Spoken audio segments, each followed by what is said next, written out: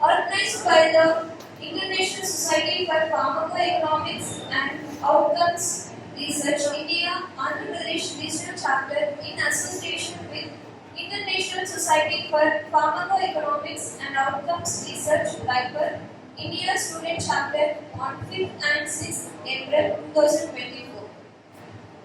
We request all the dignitaries to come on to the dais.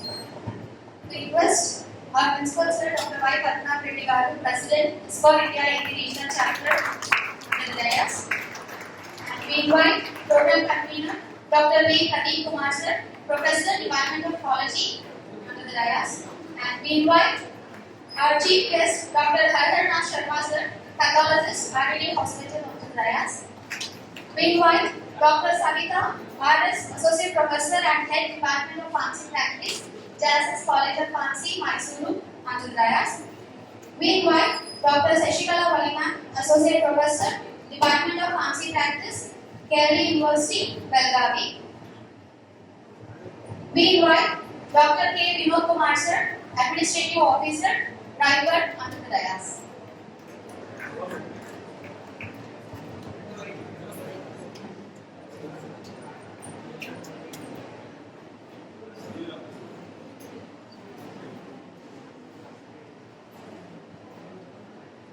We request all the dignitaries to inaugurate the program with the lighting of the lamp. We invite Lahari and Manasa for prayers. I request all the audience to stand with the proceedings.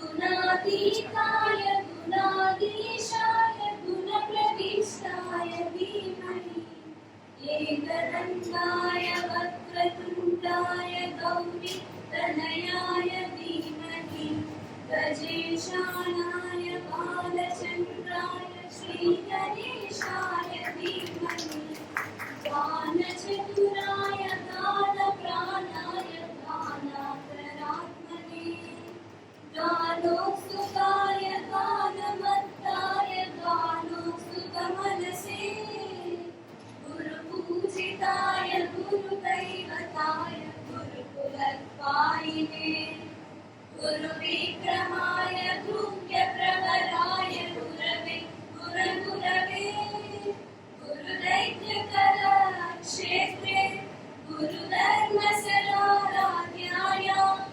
गुरुपुत्रपरित्रात्रे गुरुपाकण्ठकण्ठकाय गीतसाराय गीततत्त्वाय गीतगोत्राय धीमहि गूढगुल्फाय गन्धमत्ताय गोचयप्रदाय धीमहि गुणातीताय गुणाधीशाय गुणप्रविष्टाय धीमहि एकदन्ताय वक्रतुण्डाय गौरीतनयाय धीमहि गजेशानाय बालचन्द्राय श्रीगणेशाय धीमहि. Thank you, Lahari and Manasa. Thank you, the dignitaries. We all know that artificial intelligence and related technologies have been tremendously used in various sectors, and now artificial intelligence is paving its way in healthcare. So with this, we are going to have this today's sessions with artificial intelligence, its role in healthcare. So with this brief note, I would like to invite Dr. Pradeep Kumar Sir, Professor, Department of Ecology, convener of today's ISPOR conference, for the welcome address.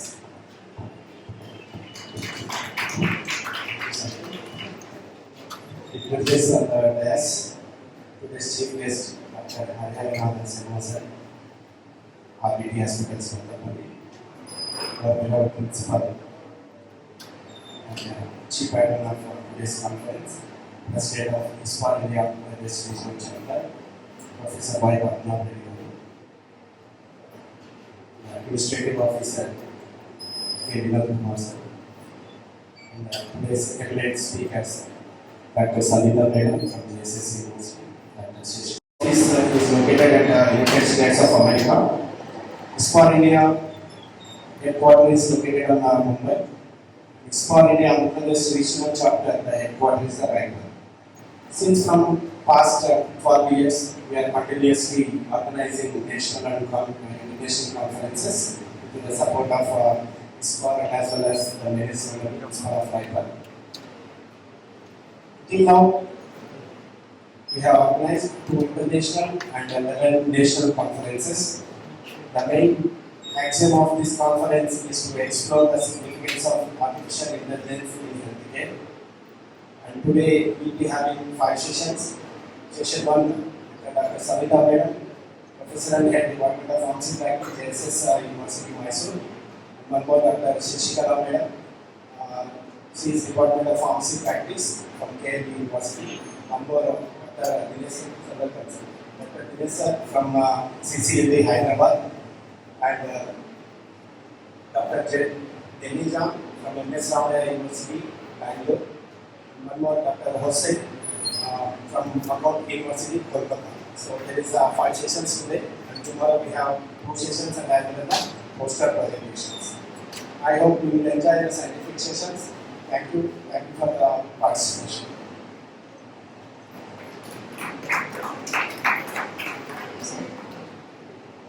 Now, I would like to invite today's chief guest, Dr. Haranam Sharma sir, to speak a few words.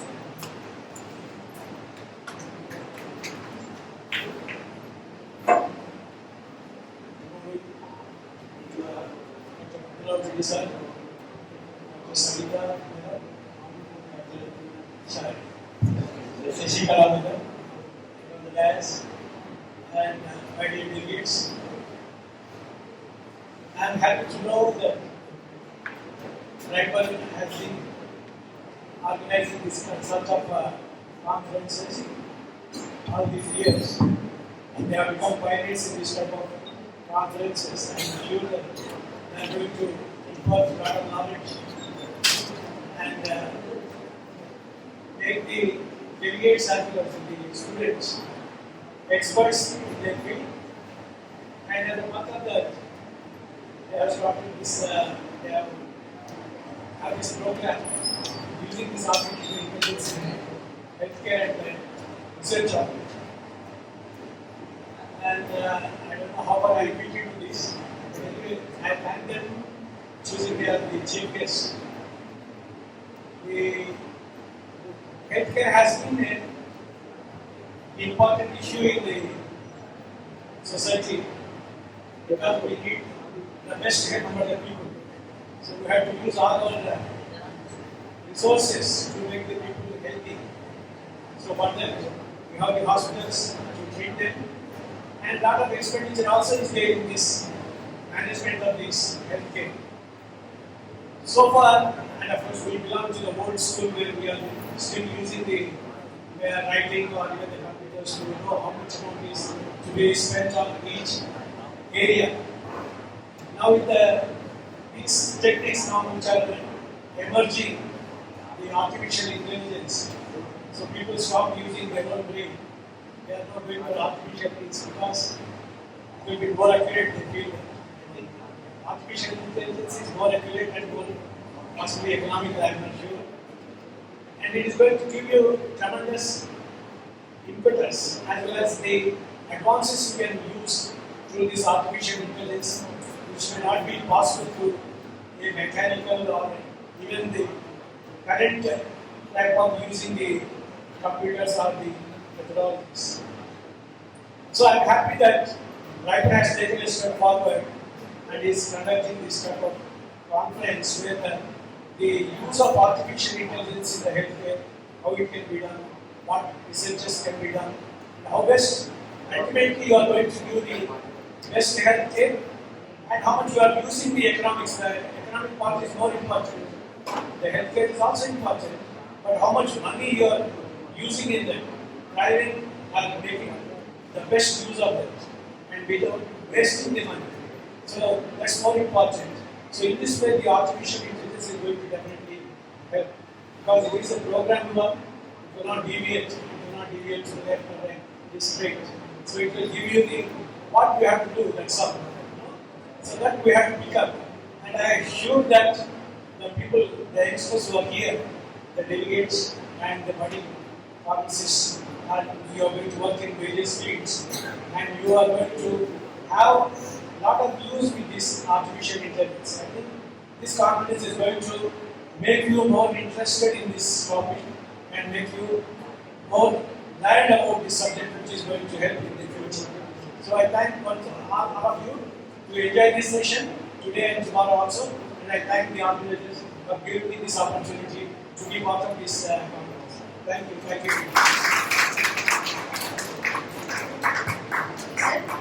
Thank you for the encouraging words. I hope the delegates will utilize this today's conference as you said. Thank you, sir. Now I request all the dignitaries on the dais to reach the sovereign for today's conference.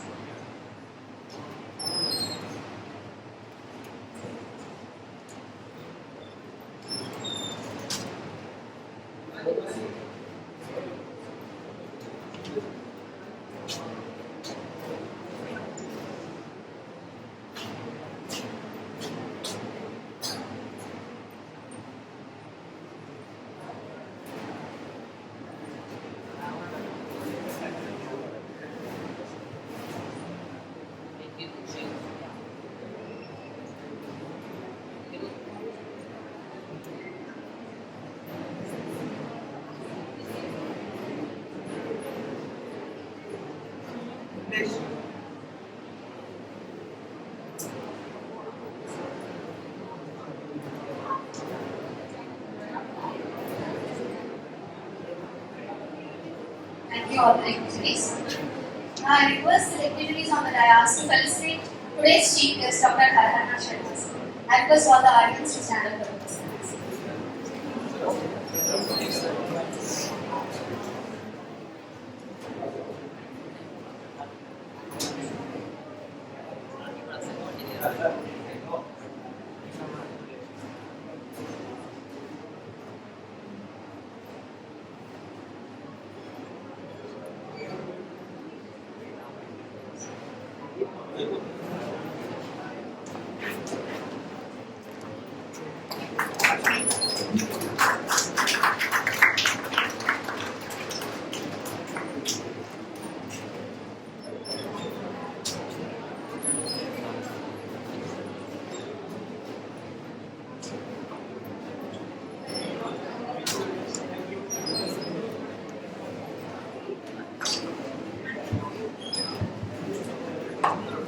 Thank you, dignitaries. Thank you, sir. Thank you for coming to us.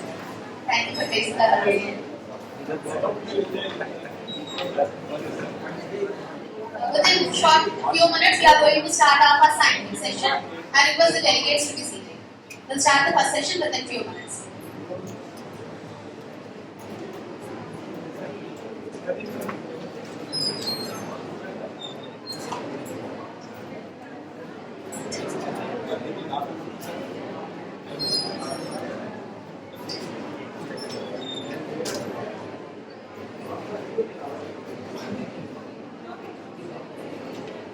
Of pharmacoepidemiology, outcome research and pharmacy practice. Madam recently took on the role of the head of the Department of Pharmacy Practice.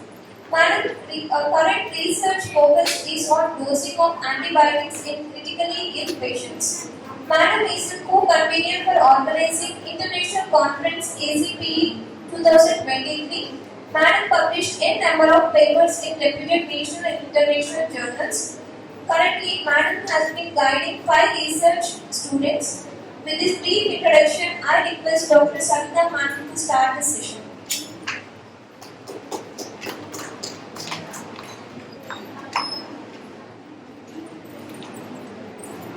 Thank you. Thank you for the introduction.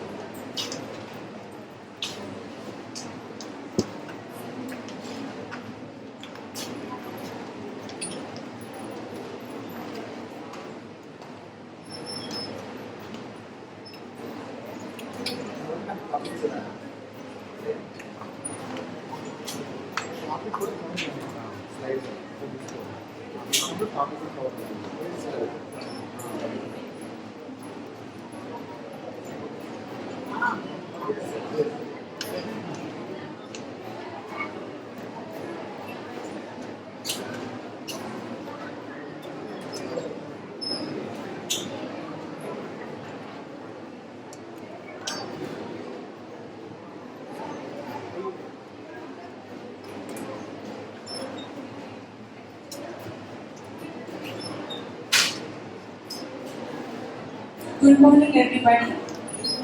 Am I audible? Okay. Uh, I thank the principal of the college and Pradeep sir for inviting me to give a talk in this session, and I hope I can give you some insights and make your minds to think in what way you can improve research. So my title is Precision Medicine and Artificial Intelligence and Improving Health Outcomes. So I will just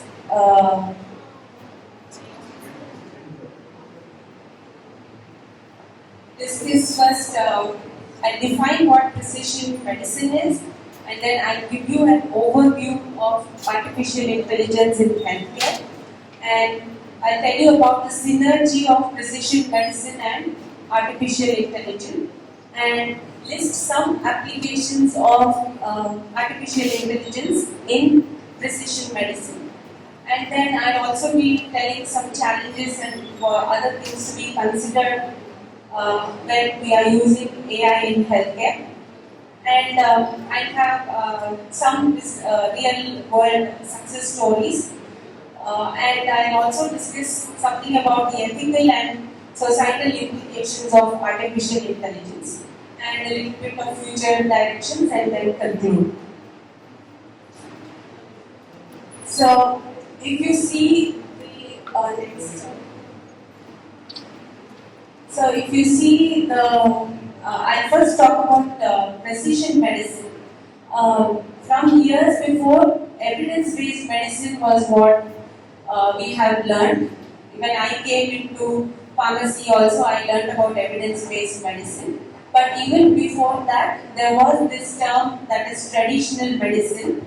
So this is what we say, it is based on the culture and specific beliefs and experiences. So that is the key for traditional medicine. So it represents a holistic approach to healthcare. For example of traditional medicine is, you can say, Chinese herbal medicines, Ayurveda. Okay, and in India, if you can see, there was this fish medicine. I think it was in Andhra only. They were feeding the fish directly to cure asthma. So these are all beliefs and strong beliefs, and also handed down from generations. So that is what is a traditional medicine. Then from then on, because scientists did not accept this kind of anecdotal evidence, that is, I gave it to my patient, he showed improvement, I have treated, so it is only one person who is telling. So scientists said that it should come from evidence, like we should have given for huge number of people, and they should all have, and you should prove it by statistics. There should be a test, and you should prove by statistics that there was a significant outcome by using this particular treatment. So that is how the evidence-based medicine came. And one major, I don't know whether it's an advantage or a disadvantage, by taking data from thousands and thousands of people, they used to arrive at one conclusion, that is, this drug is good in rheumatoid arthritis, this drug is good for osteoporosis, etc. etc. So that term that they use to describe this is one size fits all. But later on, after physicians during their treatment practice experience, they found that whatever came from evidence was not fitting to all the patients whom they saw. So then they started coining the term precision medicine.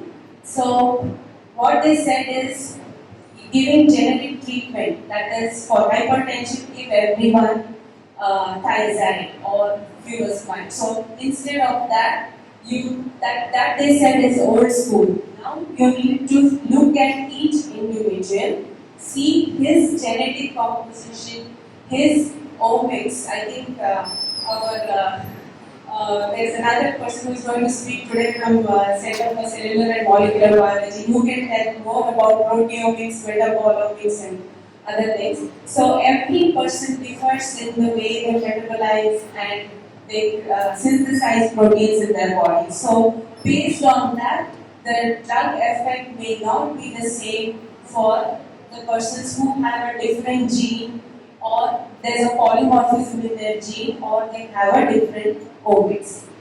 So they started coining this, they started using this term, and they also said that you have to combine precision medicine with evidence-based medicine. You also see what was best for whole groups of patients, and you also see what is best for this patient. So, and they started to create a data ecosystem, that is gather data from people, from huge amounts of people, and this was helped by the Human Genome Project that was completed in 2003, where they mapped all the genomes in the humans, so based on that, they could identify that certain drugs may not be good treatment for certain groups of people who have a particular gene. So by creating this ecosystem, they wanted to have a better outcomes. That is, they needed to treat patients better. Next. So the whole crux of the matter, that is why precision medicine arose, was many researchers were criticizing evidence-based medicine. They said it is experience-based and it is only focusing on one group of people. So you must have heard cohort studies. So you are only following a group of people and you are getting the results from that. So the treatment is averaged over there. So the average of all the treatment is what you are projecting, and that is what you are going to give it to all the patients. So that is not at all good. And then the personalized medicine came to be used, and so that they started to talk about individualized treatments. So this NIH defines personal precision medicine as an emerging approach for disease treatment and prevention that considers individual gene variability, environment, and lifestyle, which was not got from only EPA. So they use precision medicine and personalized medicine interchangeably, but they are slightly different actually. If you see, next one. So if you see, precision medicine existed even before the term was coined. Like, we always do the blood typing before we transfuse blood.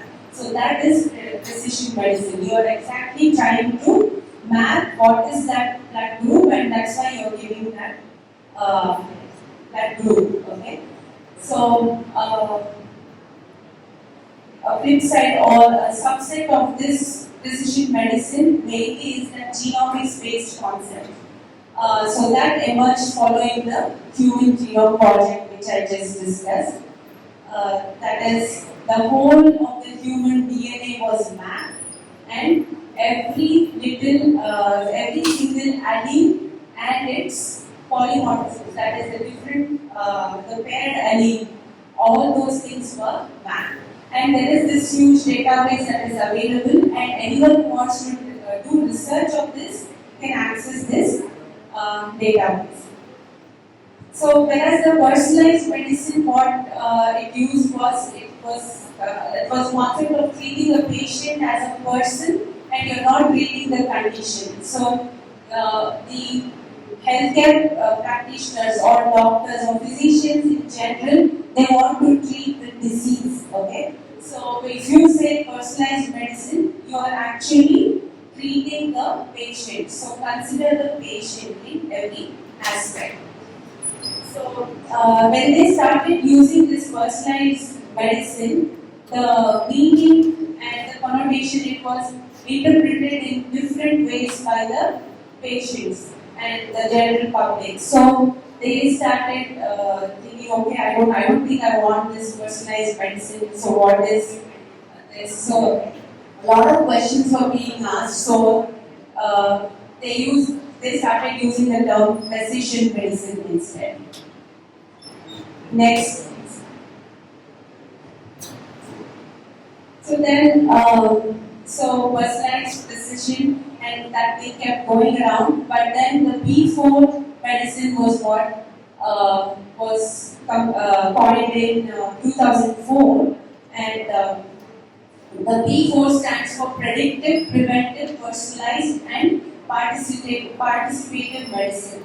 So precision medicine is predictive. That means if by way of a particular polymorphism in your gene, or by hereditary, or by your lifestyle, or by the environment, you are more prone to develop a particular disease, then the precision medicine should be able to predict that, and it should also be able to prevent that. So if they predicted saying that, okay, you are having this particular gene, so there is more likelihood of you getting this disease, then they can prevent that.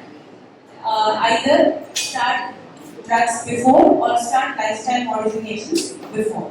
And participatory is nothing but when we are gathering data, we need humans to participate in that. So it's all the humans who are participating here, so that is participating. So basically, we are employing large networks of information on health and disease, and this precision medicine, what it aims to do is to provide a comprehensive medical approach to develop public health interventions, in the sense that the general public should not even come to the doctor. Even before they come to the doctor, there should be a preventive therapy for them, so that they don't get the disease. Okay? And also monitor the health status of the population. So what are the principles and objectives of precision medicine? So it is the right drug for the right patient and at the right time. So to achieve this, two most important objectives are there. One is that the diseases should be classified into the subtypes. Initially we thought it was like only so diabetes, it is just diabetes, either type 1 or type 2. But now we know that there are several classifications. There is a monogenic diabetes, then you have the MODY, MODY-127, and then LADA. So many diseases. So you have to classify the disease subtypes. And there should be evidence of specific targeted therapies for each of those subtypes. So two main objectives must be there. The disease should be subclassified, and then there should be a treatment option for each of those subtypes. So how are these objectives being met? Sorry.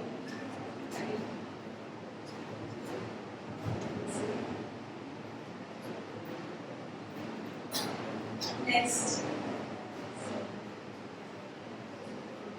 So I'm sorry, the slide had not moved.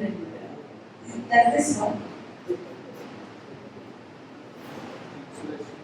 Sorry.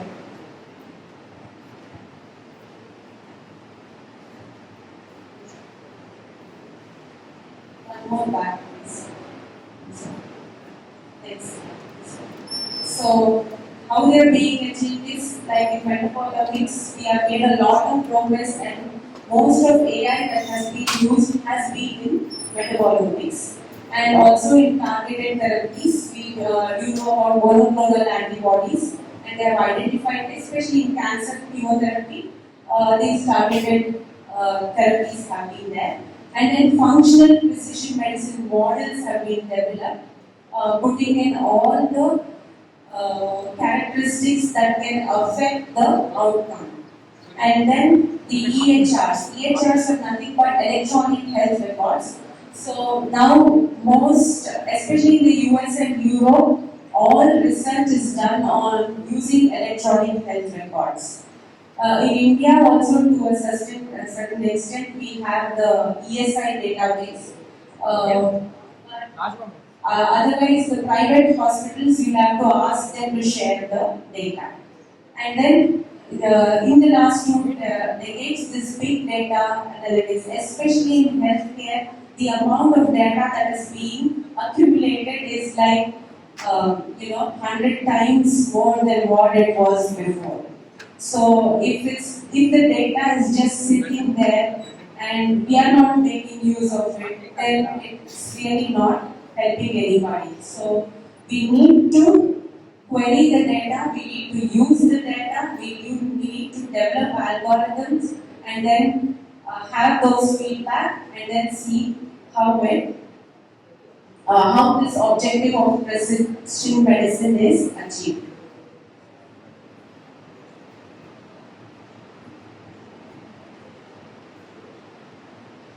Yeah. So the basic foundation of precision medicine is the pharmacokinetic variability and the pharmacodynamic variability.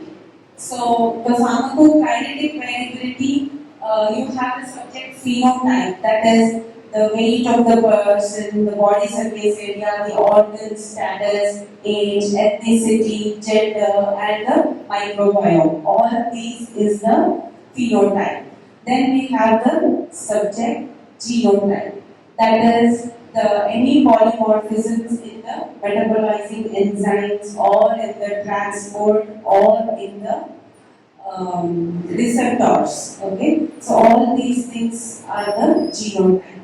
And then we have the disease response. So after giving the treatment, how is the patient responding? Is it getting better or is it worsening? With time, that is.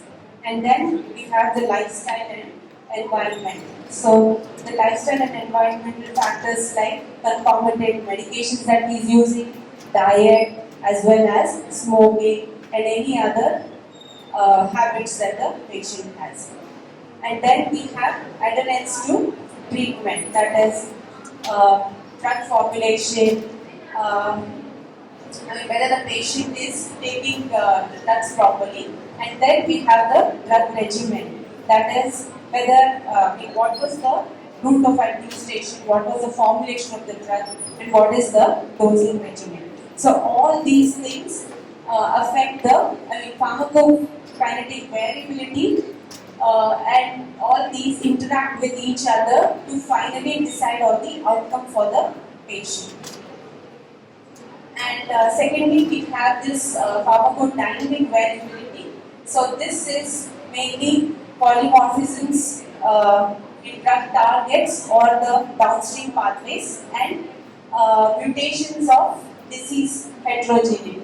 So like I was telling before, some breast cancers are more progressive because of particular gene mutation. And example of a precision medicine where disease heterogeneity was used was, there is a drug named vemurafenib, and this targeted this kinase gene in the tumors. Okay, and it is by giving that drug, it is more effective in skin cancer, but it is less effective in colorectal cancer, where people have the same mutation. So that is one of the disease heterogeneity, and that has to be banned. Okay.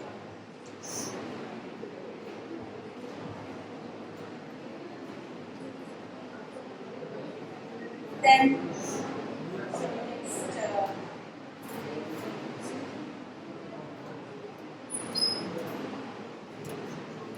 one previous. Yeah.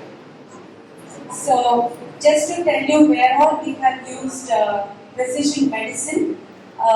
So imatinib gastrointestinal stromal cysts. So this is imatinib is a drug which targets the BCR-ABL fusion gene, and that gene is seen in leukemia, that is chronic myeloid leukemia, and also it is seen in gastrointestinal stromal tumors. Okay.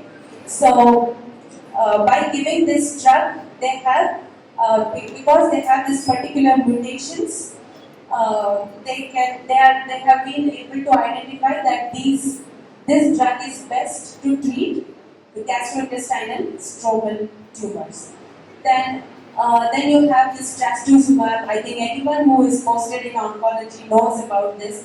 So we have this HER2 positive breast cancer, and for them trastuzumab is the regular treatment.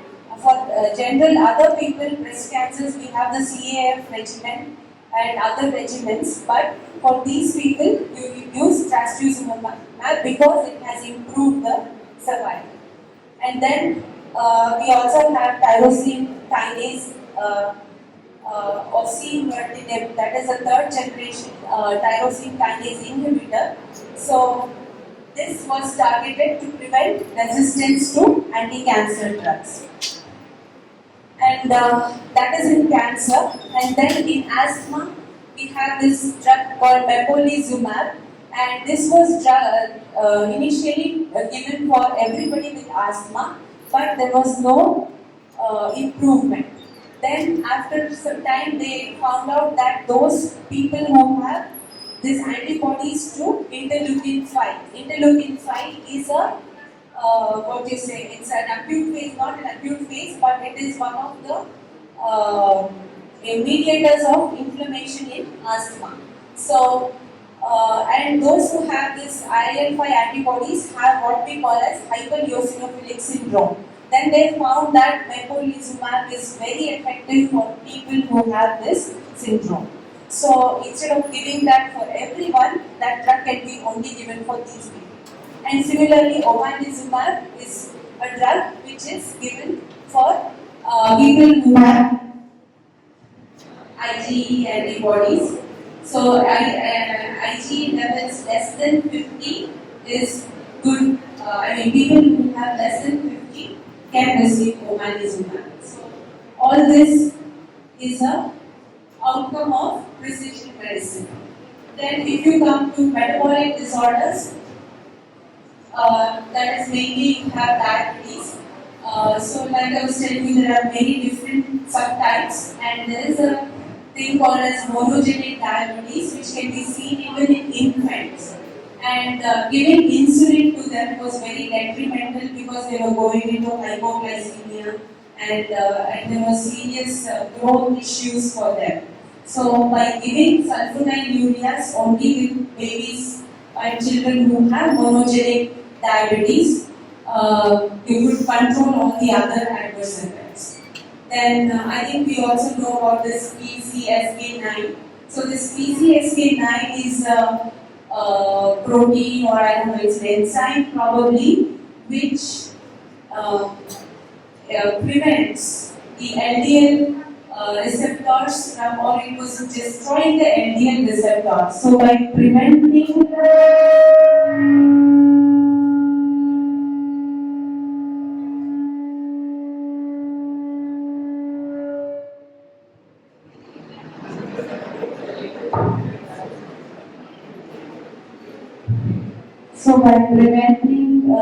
this enzyme. Am I audible without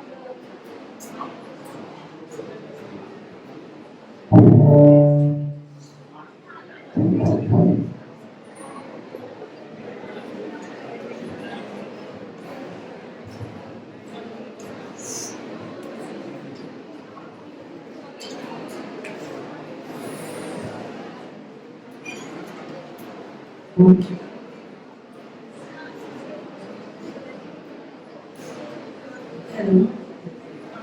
So, this is some of the examples of precision medicine. So, apart from the next piece,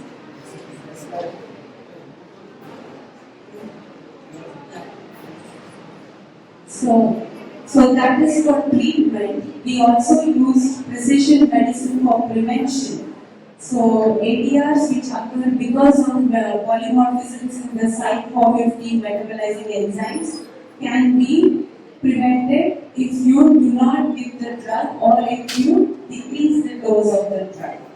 Then even abacavir is a anti-HIV drug and it was causing hypersensitivity in those who had this HLA-B5701.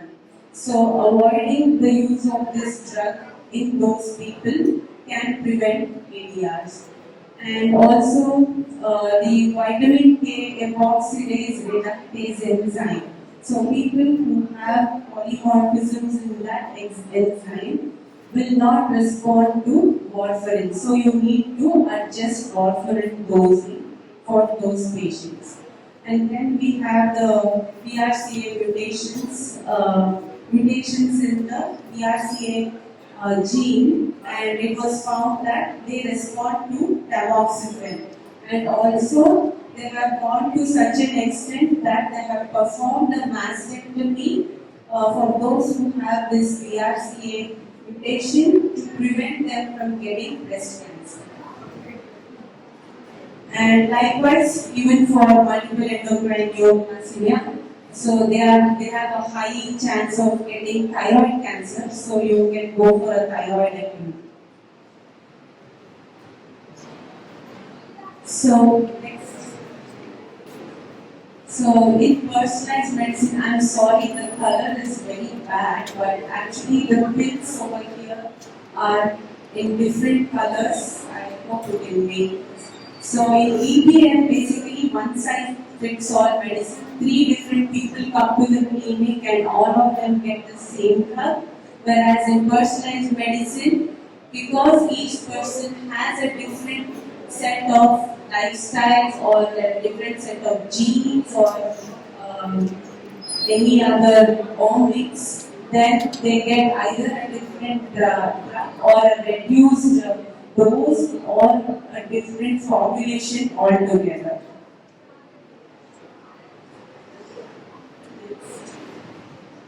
So globally, every country has taken initiative to move towards precision medicine. Every country has tried to map their own citizens' genome, and they are doing research in their own database. They are combining the electronic health records and merging them with their genomic database, and they are trying to see how they are interacting and how they can.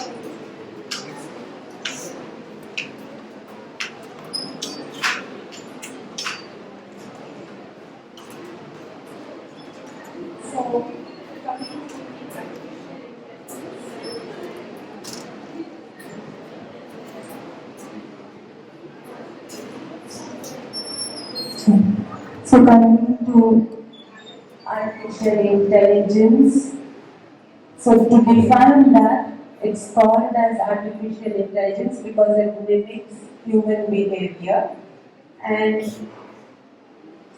a subset of artificial intelligence is ML.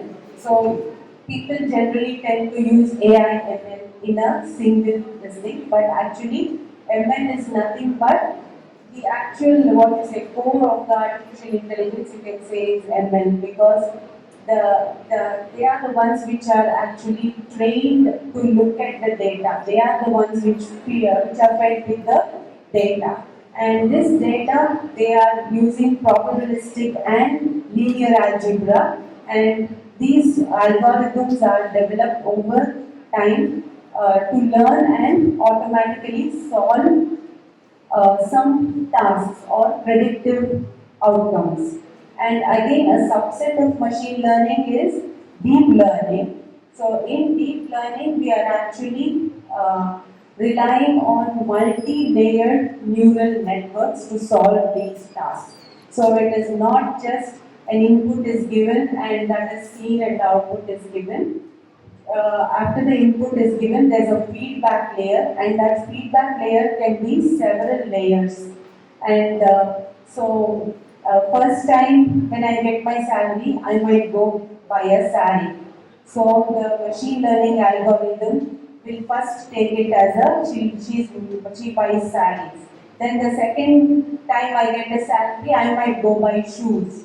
Okay, so in that way, each time over 1 year, if it maps my whatever I spent on, it can actually tell what is the thing. So it can predict. Okay, so that is a multi-layer neural network.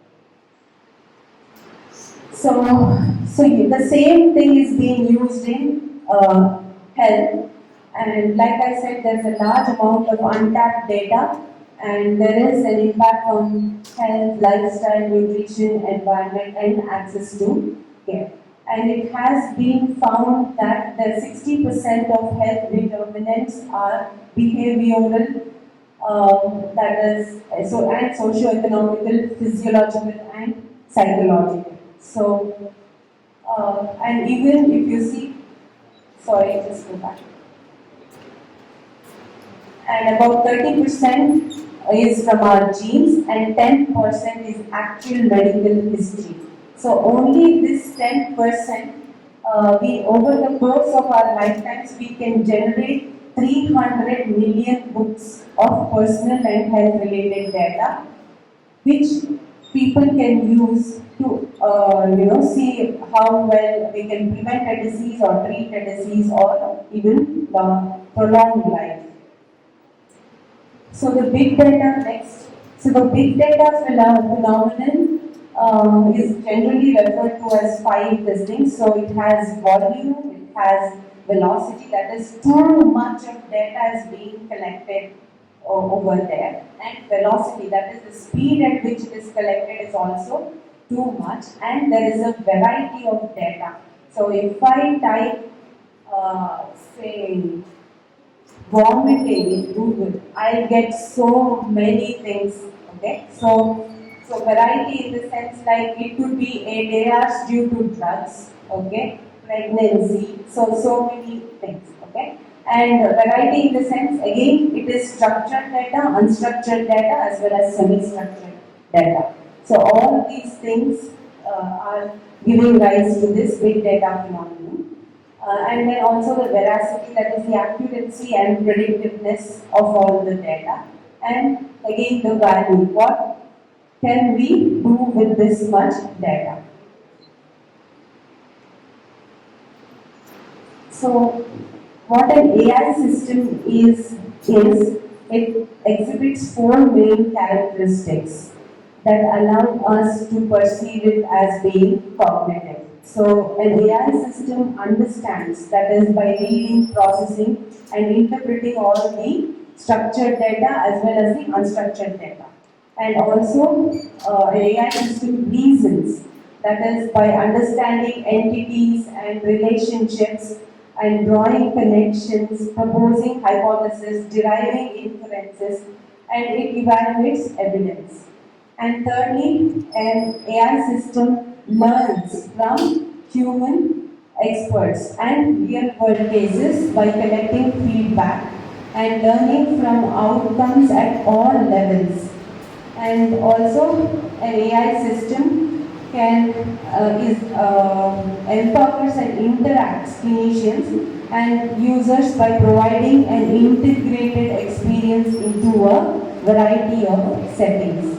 So it combines dialogue, visualization, collaboration, and delivering invisible data which was invisible and now newly gained knowledge into actionable items or some things which they can take action on. As opposed to that, humans have common sense, empathy, morals, and creativity, which cannot be expected from the AI. So, what an AI has done is a breast cancer predicting algorithm which used 38,444 mammogram images from over 9,000 women. So they combined all the imaging data and the electronic health record data, and they developed an algorithm to predict a biopsy malignancy and also differentiate between normal and abnormal screening results. So this algorithm can be applied to breast cancer. It has got a high sensitivity and specificity rate. That is, even a radiologist cannot predict the breast cancer as well as the AI does. Okay, and also on the flip side, it also has the potential to reduce missed diagnosis of breast cancer. So this combined machine learning and deep learning model, by using the mammograms as well as the health records, electronic health records. So if the radiologist is not confident of his diagnosis, he can rely on this AI prediction as a second reader. Okay. Maybe to confirm also. So what happens when we combine the precision medicine as well as the AI? So this is mainly enabled by data analytics, and there is a convergence of genotyping and global adoption of EHR. So there is this opportunity to derive new data from real world data by combining real world data. So just to illustrate, both precision medicine and artificial intelligence techniques impacts the goal of personalizing care in 5 ways: in therapy planning, using clinical as well as genomic and even social and behavioral determinants, as well as predict risk.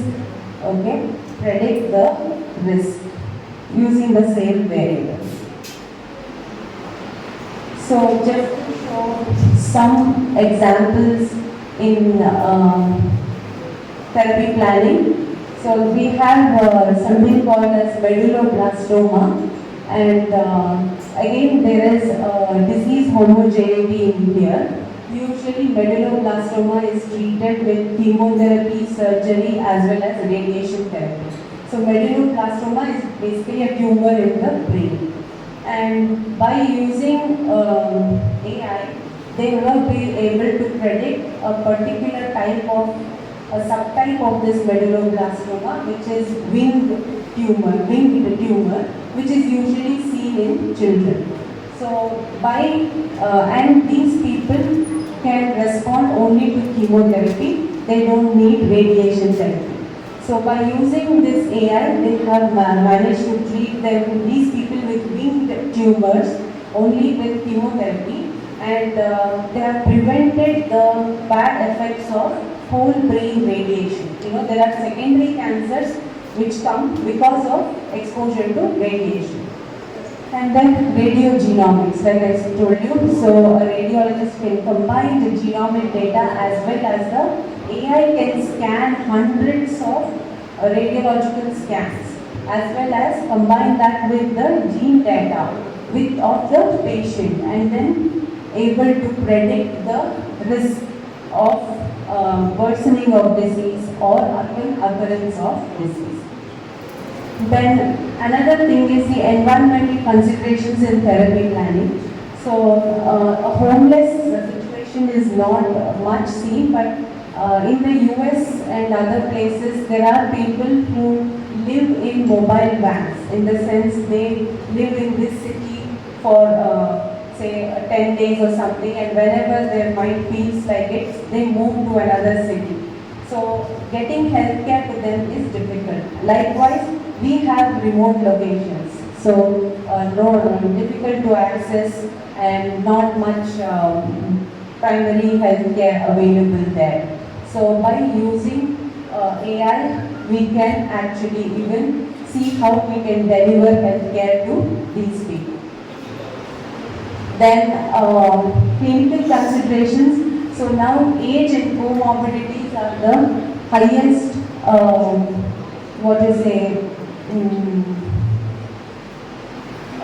they impact the health a lot. So from machine learning model, they were used to classify 30 different comorbidities to identify patients who are in critical care units who will require prolonged ventilation and maybe a tracheostomy, and also the length of stay, whether who is going to have an increased length of stay.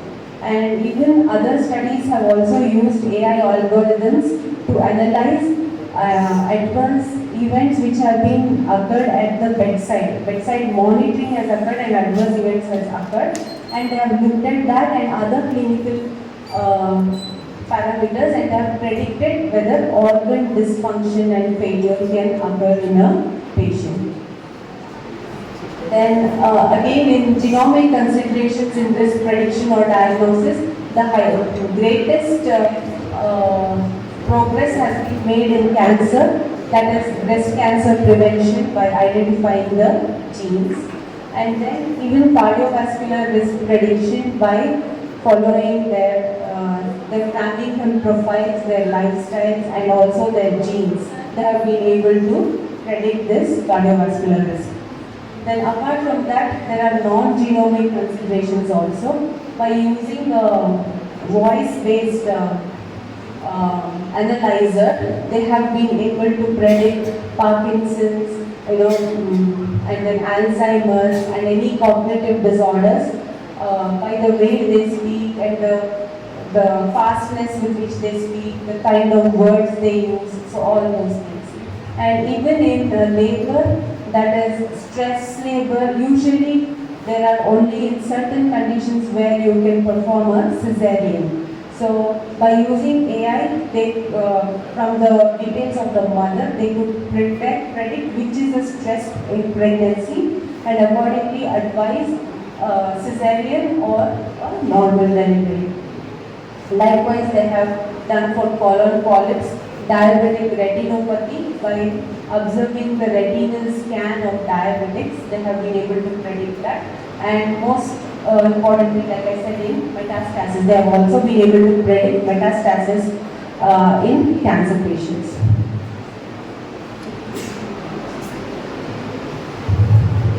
So, what are the challenges using AI in precision medicine is that fairness and bias. So health data, that is the electronic health records which are available, they are haphazard in the sense they are not collected systematically. For you and I, if we plan to conduct a study, we put a specific set of instructions. Patients who have this should be taken, patients who don't have this should be excluded. So all those kind of the things are not there here. So you will just, that is data is all dumped in one place. So and there can be a biased data. So if you want to use an electronic health record data of people in Karnataka to treat, you use AI on that and using that to treat people in Andhra Pradesh, that is a bias because the EHR does not have people from representative population from Andhra. Okay? That is what, this is just an example. Okay? But when you actually go and see, if you see acute renal failure, there might be so many missing data. Okay? So all those things will add to biased data. And if you use this data in AI, the AI can make more, wrong errors in its whatever in the algorithm. So it might miscalculate whatever is the prediction. Then secondly, the socio-economic factors. So again, what does it mean for the patient? I mean, have you informed the patient that you are taking his data? So that is data safety and privacy, and socio-economic considerations is again, have you access to healthcare for all? So you don't have poor people at all in your database. Some people did not visit the hospital, so they get missed out. So a full demonstration of how AI can improve healthcare is not demonstrated, especially where precision medicine is concerned. So though we have some sporadic examples, but full-blown AI that it can really improve healthcare, that has not been demonstrated. Then we have interoperability and standardization. So this is another term that has been used. Health data is always challenging to access, and also you cannot share health data in a secure manner. Okay? And the nature of the health data is only such that you cannot share it.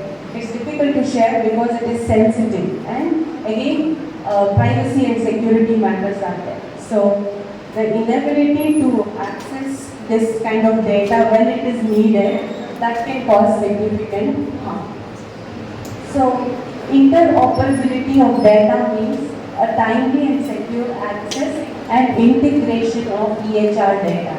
So at least in the US, they have a common database where they have Mediclaim or Medicare. In India, apart from ESI, we don't have any other common database. So individual medical insurance companies might have. So if you want to get data for all cardiovascular disease patients and you want to run an AI for that, you have to approach multiple insurance companies to give the data, and then you have to put it all together. Each person's data will be in a different format, and it might not be according to what you want. And also standardization is the terms that are used. So some places they use acute kidney injury, some places they use renal failure. So that kind of standardization, so especially when you're actually looking to conduct a study on that, that kind of standardization is also not there. So, and like I told you, there is lack of diversity and inclusivity in health data set. There is underrepresentation of the minorities. So when you develop standards, it is not only standards for your research, it is a standard for the entire country or for the entire world. We need to develop standards for that. Then only we can share the electronic health data. So coming to the real world success stories.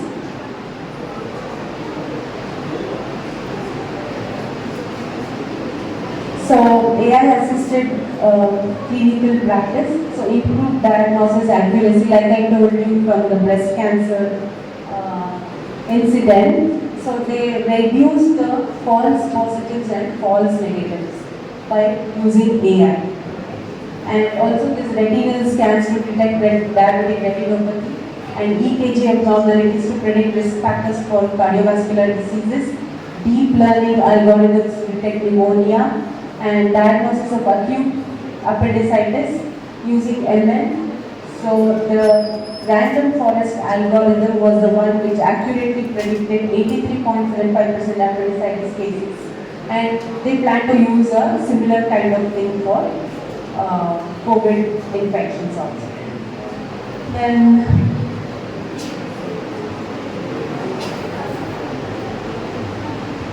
next, yeah. So this guy, he developed that ABI app. ABI means ankle brachial index. So it enables the prediction of directly from Doppler sounds. So it is a iPhone app. He has developed it for iPhone, and if you keep a Doppler machine and you keep that near the iPhone, just by hearing the sounds of the Doppler machine, it can tell with high accuracy for whether the patient is having any peripheral arterial disease or not. So this is just a mobile app.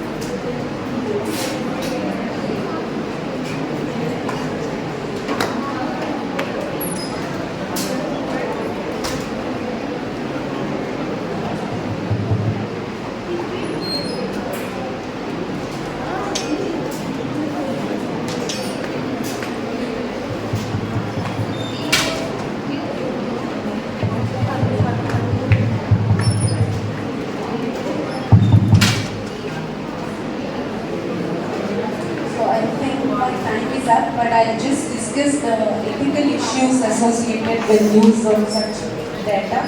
So you have informed consent, whether the clinician has the responsibility to educate patients about the AI and ML, or must the clinician notify that AI is being used at all. And again, some ML techniques are not understood by everyone, and even by the software engineer who developed the algorithm, he will also not be able to tell in what way the AI arrived at this outcome or output. Okay? So it's called as a black box technique, so very difficult to understand.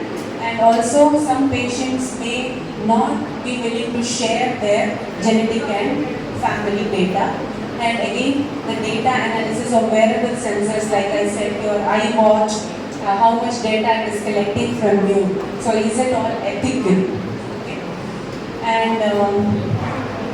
And there is a user agreement, but all these should be discussed. Then again, the safety and transparency. So again, ML is trained with a few cases only. When you create an algorithm, you first feed a few cases, patient cases, but they might not represent the whole population, and the algorithm is going to give an output. So the AI developer should depend on two things, that is reliability and validity of the data sets, and they should also keep refining the algorithms. And also there should be transparency about the kind of data used and any biases in the data that is already there. Then data privacy, again the breach of data protection, and sometimes if you use the data outside of doctor-patient relationship, then it can affect the insurance premiums, job opportunities and personal relationships also. So just an illustration of how everything works, the ethical and the legal considerations in AI. So future directions is collaborations to create practical, usable and successfully implemented technology, and multiple healthcare settings collaboration should be there, and AI should be included in the undergraduate programs to develop the skills.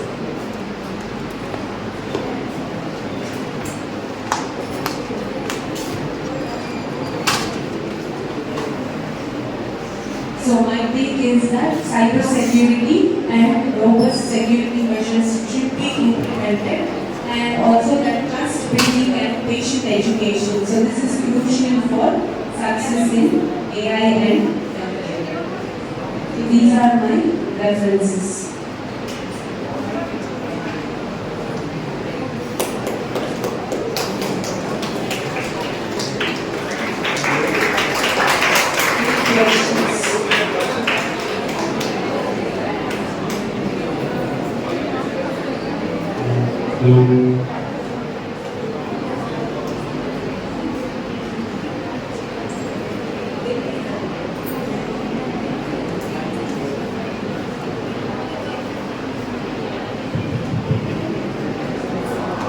If you are having any doubts, you can ask the madam.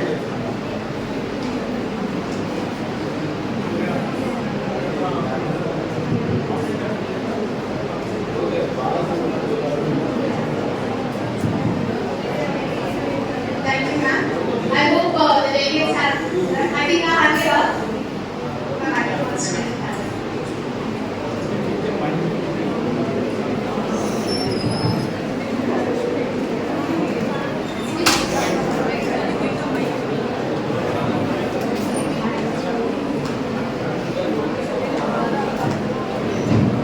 Those who are having any doubts, please raise your hand so that the microphone will issue.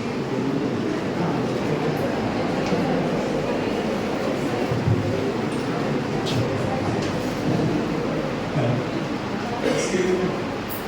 What strategies do you recommend for distinguishing between like monogenic antibiotic, diabetes and type 2 diabetes, especially pediatric patients and children? Can you repeat the question? You said monogenic diabetes you can easily find through the EHR, like electronic health record, right? Is there any any apart from EHR records? Did you got my point or not? I didn't get the question, sorry. So You said monogenic diabetes. It is occurring in the EHR through the collection of information. No. They detected it from multiple data or from infants, and they found that is common in infants. Yeah, that's okay. But is there any other strategies for find out the information? There will be, but we are talking about big data here. So, only AI. So in AI, I am asking other strategies. Yeah, include I have no idea about that. Do you have any no, other? I don't have any. I'm sorry, I can't answer your question.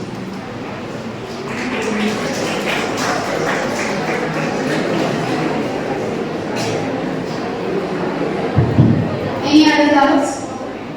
Yes, you can ask.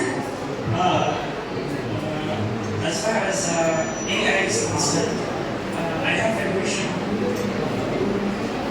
I say as far as AI is concerned, I have a question. Can you hear me? I think you are having mobile on your mobile.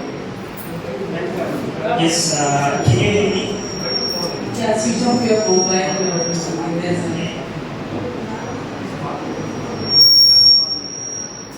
Sorry. As far as AI is concerned, You can come forward.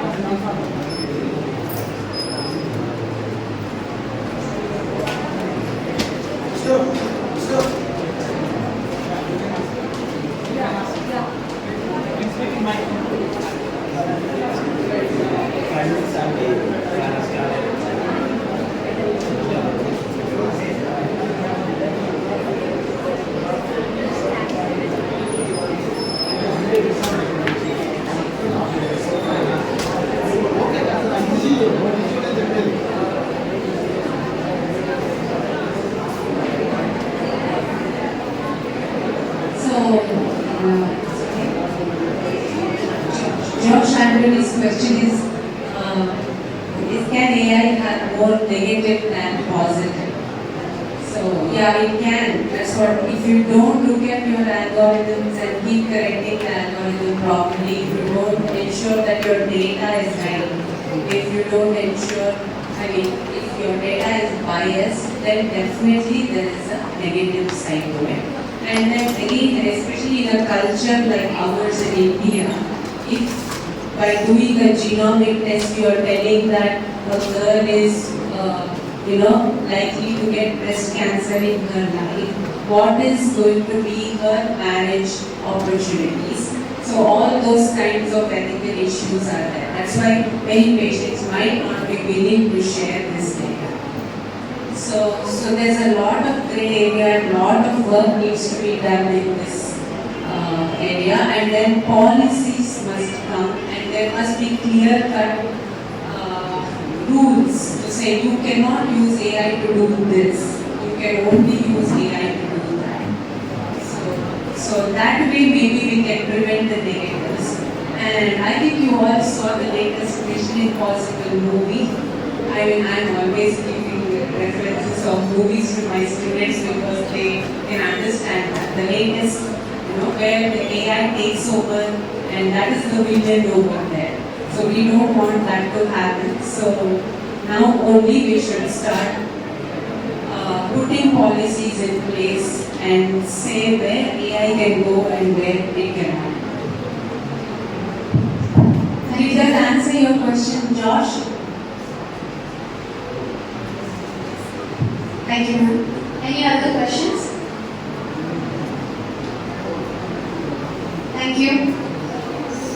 So as Madam said, artificial intelligence is a new energy, especially in the healthcare area, and many ethical issues has to be addressed and policy has to be made. Thank you, ma'am. And with this, we have concluded our first session. Thank you, ma'am. I request the program convener, Pradeep Kumar sir, and our HOD, Dr. Sudhir Kumar sir, to felicitate the madam as a moment of appreciation.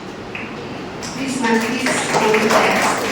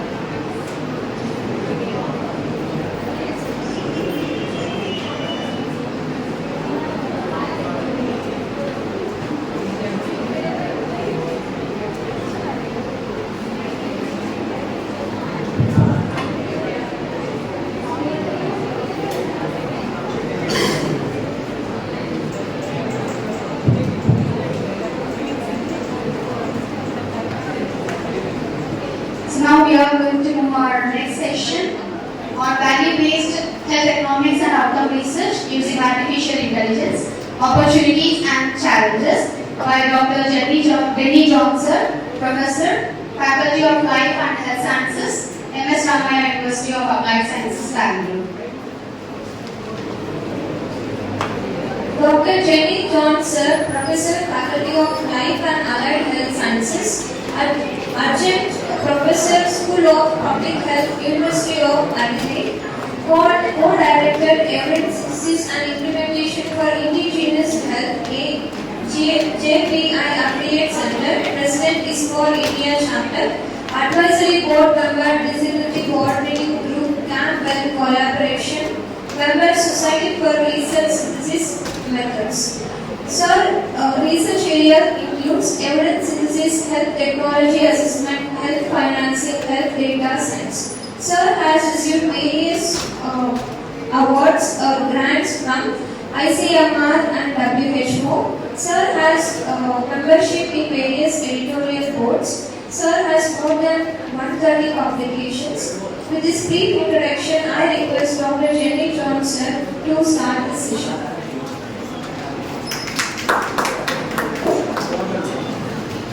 Meanwhile, I request the students and the delegates to occupy the frame chairs.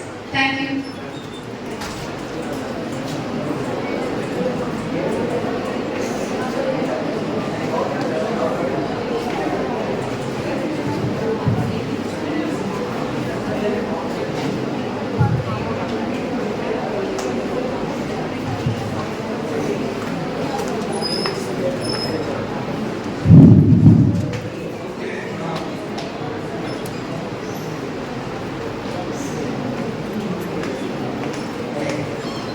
I'm going to talk about value-based healthcare, use of health economics, outcome research, and the whole interplay of artificial intelligence. I think in my career, I started my career as a healthcare management professional. So I had briefly touched upon value-based healthcare. And then subsequently, for the last 10 years, I've been focusing on health economics and outcome research. And then now I'm running a bit on predictive analytics and things like that. So I'm going to share what I understand over the past 2 years on what is value-based healthcare and also the whole concept of ISPOR and its application using AI. I would request if people want to leave the room because it's a very close room. I can in fact hear the voices from the back. Just to maintain the. So my presentation is going to focus on these topics. What is value-based healthcare? Is there any connect of value-based healthcare and what is now called the Ayushman Bharat Pradhan Mantri Yojana, which is the national flagship program for insurance? I'll briefly connect what is the linkage between the two. What is the application of value-based healthcare in different settings, such as UK, Netherlands, Norway, and England? What is the relationship of value-based healthcare and health economics outcome research? Is there a relationship between AI and ISPOR? And then finally bringing all of them together under the digital HDA, which is the DGHD program, and finally a brief summary. So, value-based healthcare, the key concepts was basically put on way back in the 90s by Professor Michael Porter. He's a professor of strategy at Harvard Business School. And he put a book called, in fact, I had the privilege of buying that book many years back. I did not finish the book, it's a very big book called Redefined Healthcare Creating Value-Based Competition on Results. And he looked at 6 aspects around which the whole concept of value-based healthcare is based on, and this includes so what is value-based healthcare? We all know that currently most of the hospitals, including private and mostly public, are all focusing on what is called as a volume-based healthcare. You manage patients on a volume, you get money, and based on that you will get a profit. That's the whole logic of what is called as a volume-based healthcare. Whereas value-based healthcare is basically where you try to realign all your healthcare players around a common incentive and a common commitment to better health outcomes that matter to patients at a lower cost by addressing the waste in clinical care. So the objective is moving away from volume-based healthcare to value-based healthcare, where all the players come together and they get incentive for improved patient outcomes at lower cost. So that is the premise at which value-based healthcare functions or predominantly looks at. And there, in India, for example, or in most places, including developing countries or developed countries, if you see 10 patients, you are paid equivalent to that 10 patients amount. If you see 20 patients, you are seeing equivalent to the 20 patients amount. Whereas value-based healthcare says that if you improve the patient outcomes, you will be provided money according to the improving of those outcomes. So it's a bit of a completely different approach where people are saying ultimately the objective of the health system is to improve health outcomes. So why should we continue paying money for health care? Why can't we pay incentive or monetary benefit for improving health outcomes? So that is where the whole movement of value-based healthcare is based.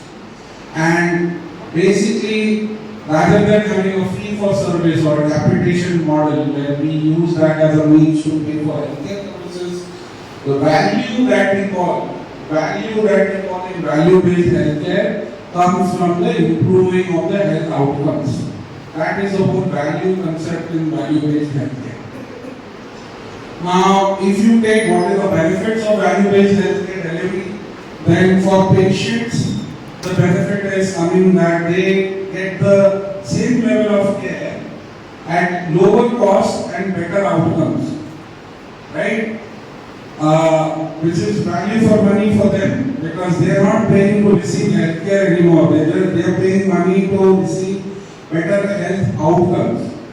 From providers, because they are trying to aiming to achieve improved patient outcomes, providers will get the benefit of higher satisfaction rates as well as better care efficiency. So that's the advantage for providers.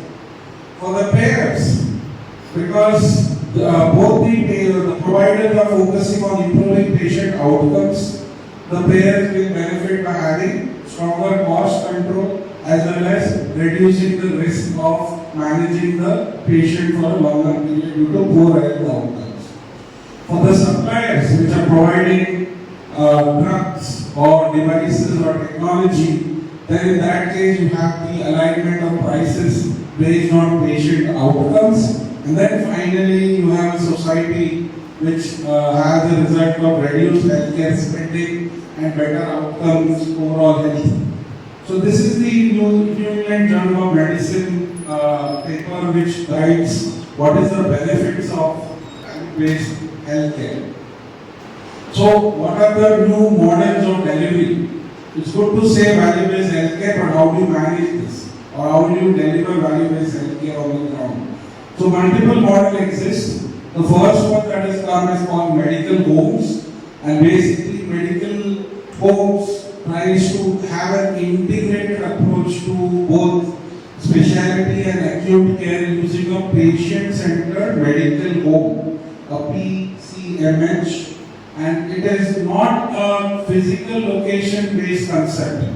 It's a concept where digital health and access to technology would be integrated. Now, whether the patient can be at home recuperating from post-discharge, or the patient might be in the hospital where they are getting connected to all places.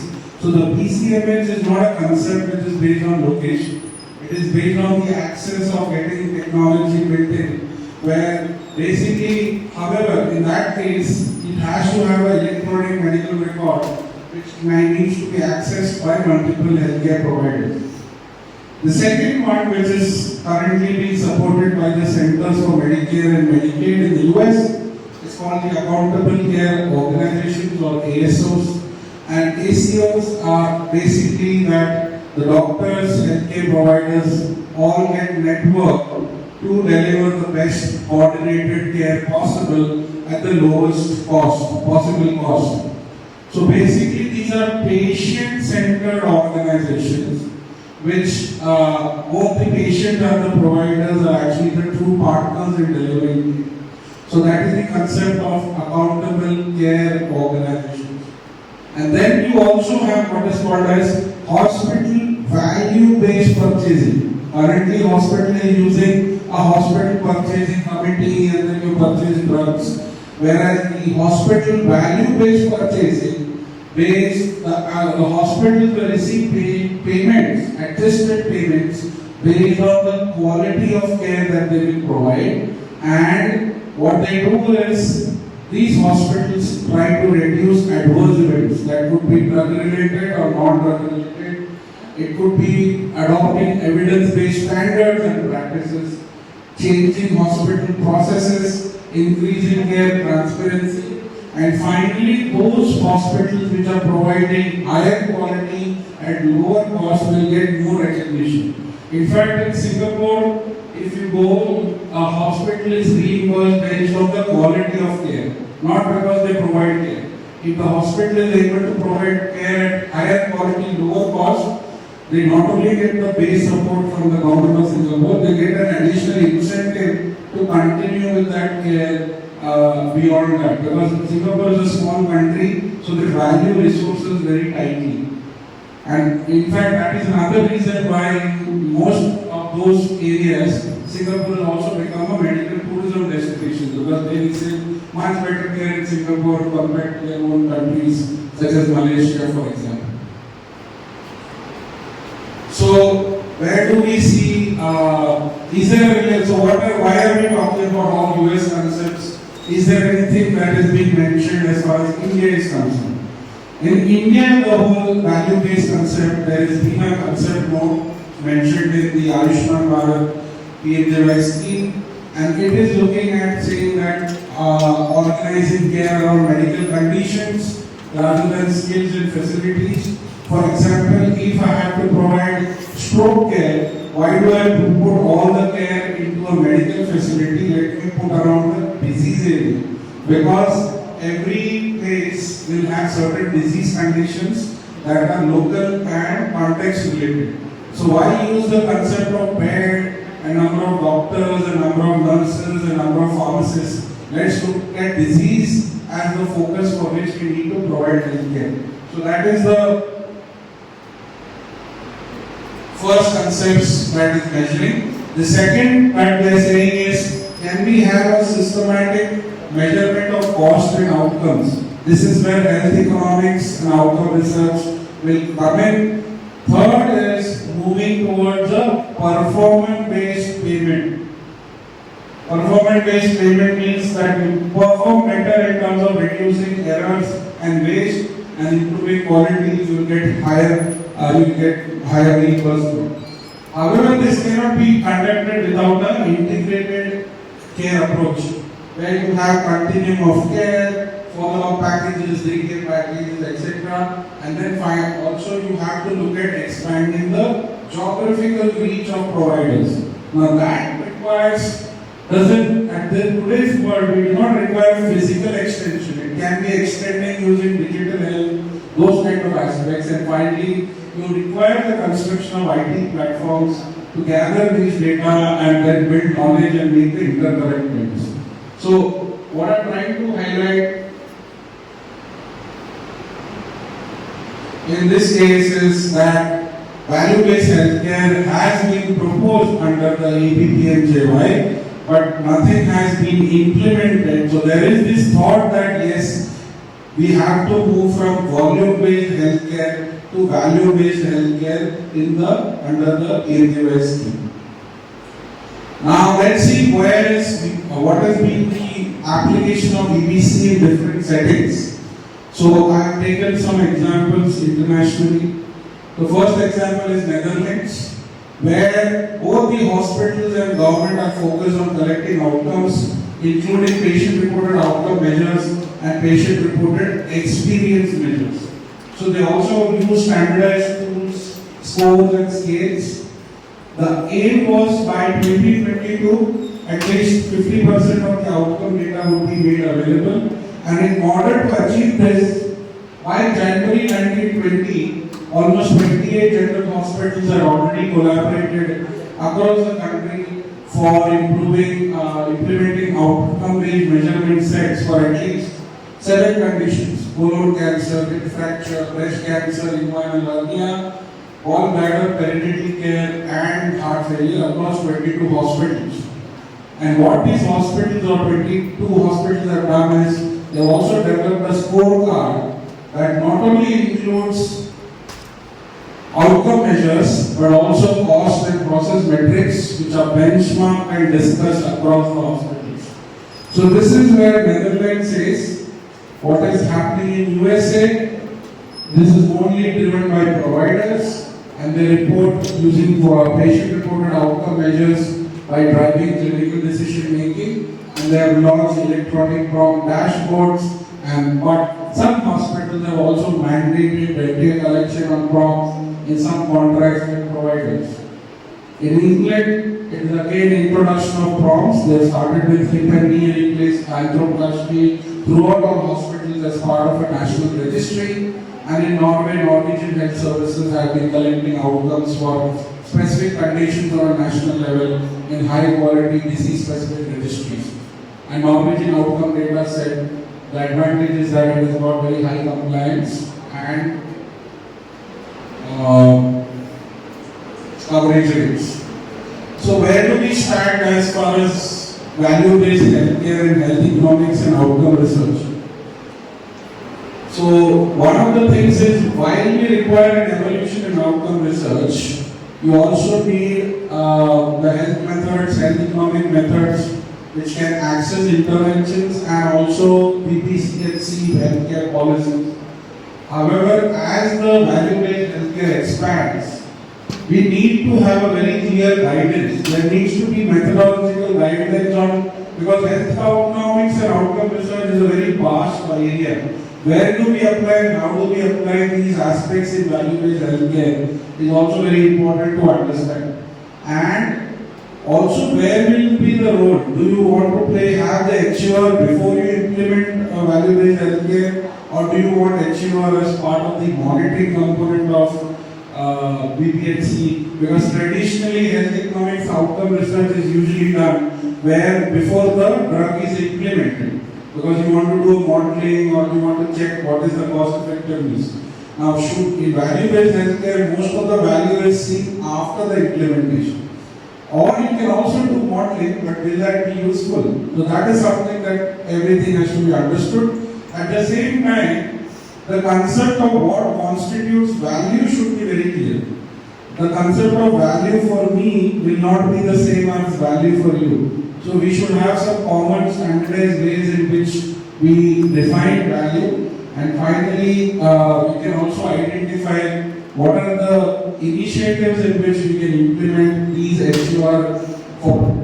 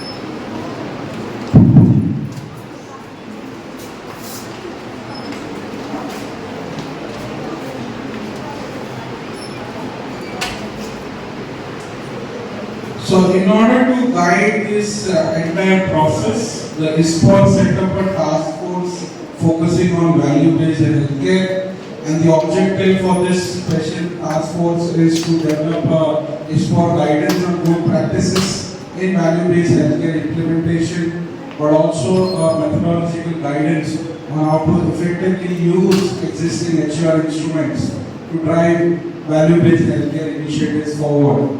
So this includes good practices catalog, research opportunities where HUR methodologies are not sufficiently addressing the needs for BPHC, and then finally good practice guidelines for HUR to support implementation of BPHC.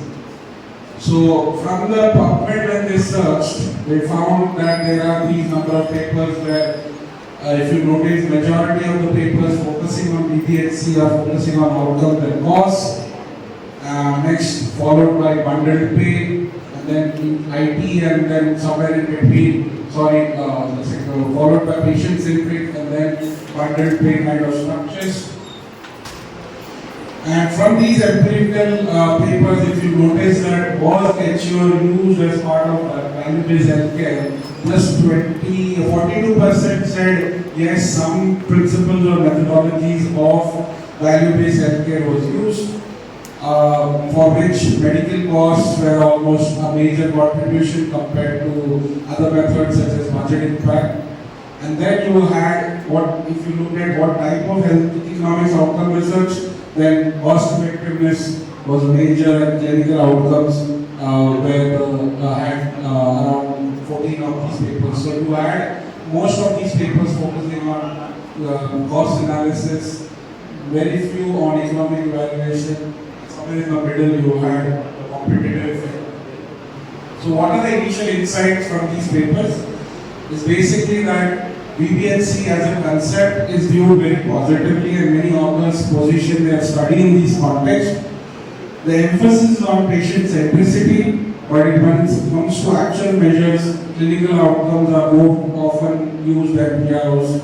And there is some sophistication of cost assessment, for example, including direct costs compared to direct costs, and there is an overall positive effect from value-based pay models on clinical and cost outcomes.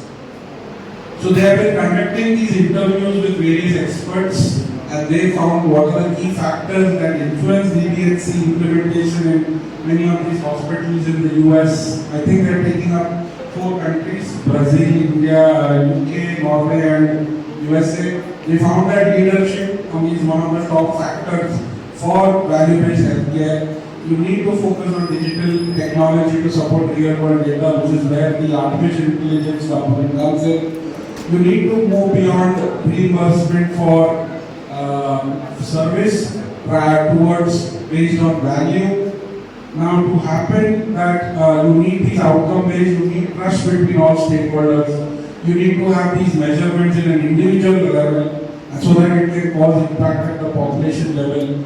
You need a team game with different expertise. So you need different expertise, and finally HTA may be the big answer, but BBHC can also bring better answers on how the technology and health services are being implemented and impact population health.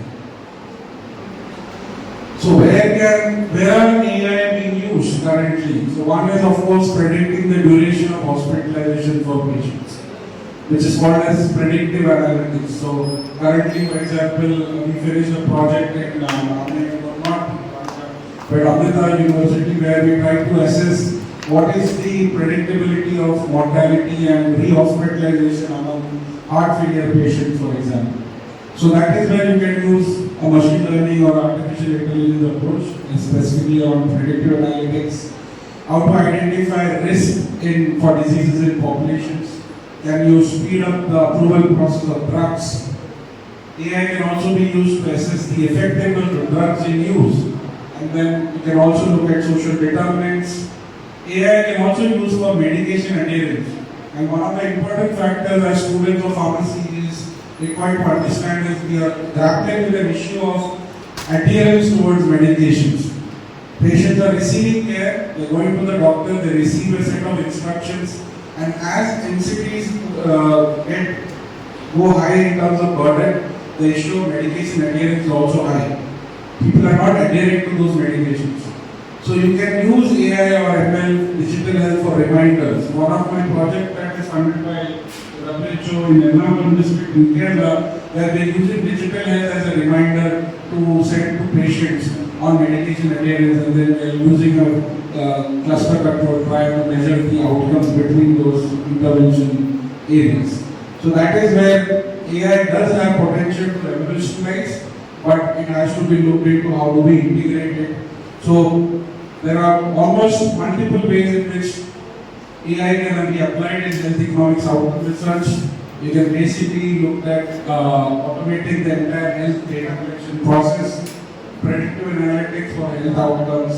You can also use it for clinical decision support systems, developing personalized medicine treatments, automating a lot of routine tasks. For example, if you have an AI and you have a antibiotic stewardship program, AI can be used to measure those outcomes on a regular basis rather than having a human being go through that.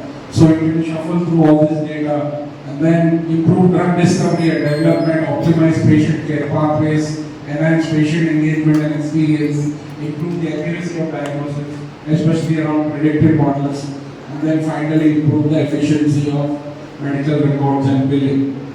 So there are these multiple applications. Now coming to, okay, this is AI, this is value-based healthcare. What is the method in which we can focus? So the method that could be used is what is called as health technology assessment. And health technology assessment is basically a method to connect science to decision making, where you have the health technology assessment uses tools and provides evidence of value for these technologies for decision makers. So, but if you use the conventional form of health technology assessment, and if you compare it with the digital health technology assessment, there is a lot of contrast. For example, the value of conventional HTA, which standard of care considers the relative to the constant clinical impact. So if you take a conventional HTA for say medical device, drug or technology, the value is constant. Whereas if you take a digital edge, like an artificial intelligence or machine learning, by the word machine learning, by the word artificial intelligence, the clinical impact is always on changing, it improves.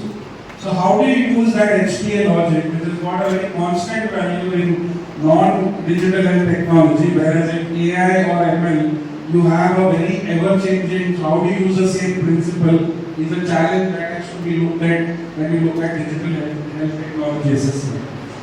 And if you take the digital HTA, it compares not only with one, but also where you are looking at what is the variable and unpredictable future costs and benefits as well, right? So this is the issue that that the conventional HTA tries to do as compared to digital HTA. So it's very complex, and we just finished a paper submitted to the International Journal for Technology Assisted in Healthcare, where we are trying to see how can digital health technology be assessed using HTA in India. What would be the way in which we can do? We did an interview of around 7 or 8 experts in the country, some attached to AI, some attached to HTA, some attached to clinical.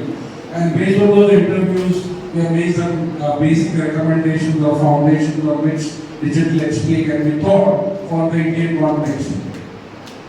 And the reason is because there is what is called as exceptionalism when you look at artificial intelligence based health technology.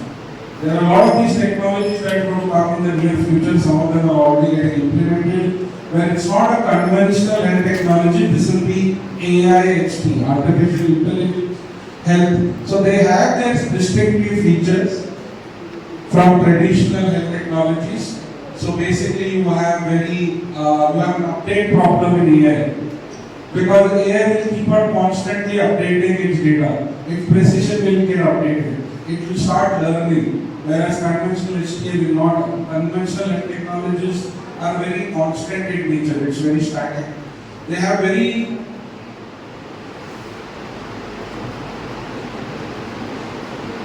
So there are these systematic impacts. There's very high expectations of AI in health.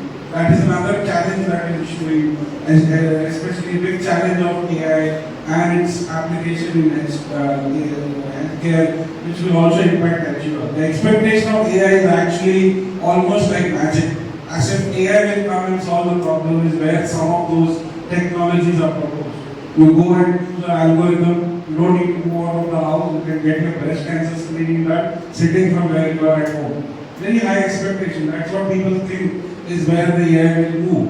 So, but just like the previous speaker has mentioned, if there are these AI technologies which tells you girls at lower age that you have a risk of a disease later on, what will happen to their social functions later? What will happen to if employers start using AI technology?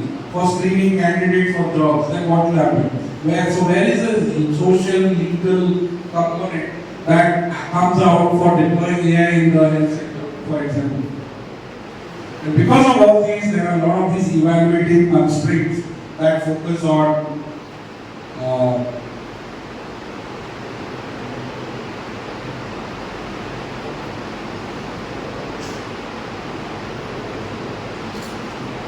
so because of this, there are these key challenges posed for AI for health technology assessment, mainly grouped into 6: technological, clinical, human and cognitive, professional and organizational, economic, and finally legal and ethical dimensions.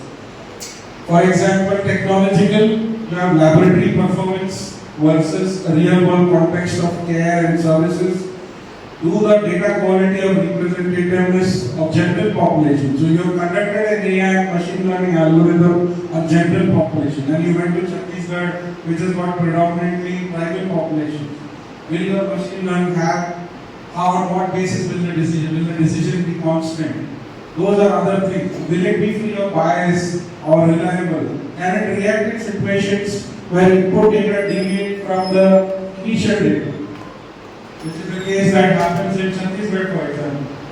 You build a model assuming a different general population, and then you went to use that algorithm for TB screening in Chhattisgarh, which is about 68% patients from tribal population. We all know that their characteristics are slightly different compared to general population. Then you have the whole issue of cyber security and, of course, interoperability. Then you have the whole issue of reproduction. What is the actual clinical value based on AI? What is the actual clinical value added due to AI? Many 10-20 years back, when I was part of the MPSS Eye Institute at Hyderabad and part of the management team, we were trying to tell the doctors the value of going into electronic medical record. And the first question that they ask is, what is the value of this investment? How will it improve my clinical care? Now that is a question that people are not able to answer. That will AI improve clinical? Can AI improve clinical outcome as well or clinical care? That question we have not been able to handle. Then the whole evolution of patients and nature of quality. What about loss of patient contact? Isolation. You can just use an algorithm and get a breast screening done. No human being, nothing. You just stand in front of the room. So isolation, unrealistic expectation of patients, and then of course would be beneficial to one part. We keep saying India and Bharat is not the same. India might be willing to accept AI, but is Bharat willing to accept AI? Because the concept of population in India and Bharat is not. India and Bharat, for us, colloquially it means the same, but we know that India and Bharat is not the same. India consists of Bangalore and other city bed, educated, but a whole Bharat is constitutes rural populations, illiterate populations, inaccessible populations. So where is can we take this value from urban educated women? Is it possible to take that value and say, okay, can I take the same value and go to a tribal population or a rural population and get the same value? I think these are questions that we have to think, that how do we integrate these AI into conventional forms of healthcare? How do we disrupt interpersonal communication? Because currently what is happening is I remember many years back in Education, in fact, we were moving and trying to improve our appointment system for patients to take appointments for eye care. And one of the questions that we were thinking, should we go for an interactive voice response system, like how you call a bank or ICICI, you say 1, 2, 3. And one of my counselors critically said, will anybody like IVRS when they're calling up eye hospital and asking for eye appointment? Is that going to be something that a patient? So we have to realize that while AI can look at other industries, retail and banking, we have a lot of these personal aspects that needs to be considered before we start jumping into AI and looking at that. That second is AI also goes up. For example, there was a study done by India only, I forgot the institution, but when they looked at radiology, and the whole predictive sensitivity of the decision making, the AI could actually diagnose through those ECGs much better than a clinician, or the X-rays much better than a clinician. So, are you going to challenge clinician decision making authority because they have been trained, they are qualified? Are you get the machine to overlook? So these are some concepts that where we are going in terms of human and then of course how do you plan the whole trajectory of professional and organizational? How will it fit into patient care and delivery? How will you get the whole integration into the clinical administrative aspect and workflow? What do you measure in terms of changes of result? And then how will it impact our professionals? And finally, what are the costs? Major factor. As a health economist, every time I say, I'm not saying cost is important because I'm a health economist, but without cost consideration, you will not be able to sustain any initiative. So, what can we do? How do we, what are the investments required? What about reimbursement billing issues? Will the insurance company reimburse AI-based, technology-based assessment? We don't have those structures yet, right? Then, what are the ways of new financing mechanisms so that we can use appropriate reimbursement for this? And finally, of course, the whole concept of legal and ethical, where we're looking at a decision-making tool, what are the limits of this technology, the implications. If AI makes a mistake, who's responsible? Is it the AI? No, there is no human being. Is it the developer? Then can it be considered as the main reason? So there are all of these components which are looking at. However, certain countries realize the value that digital health is here to stay. They cannot consider it to be left out of healthcare. So Finland was one of the first countries which initiated what is called as a DigiHTA, a digital health technology assessment specifically, HTA specifically for technologies. And they have included all. They have included mobile apps, AI solutions, robotics. It covers effectiveness, cost, usability and safety.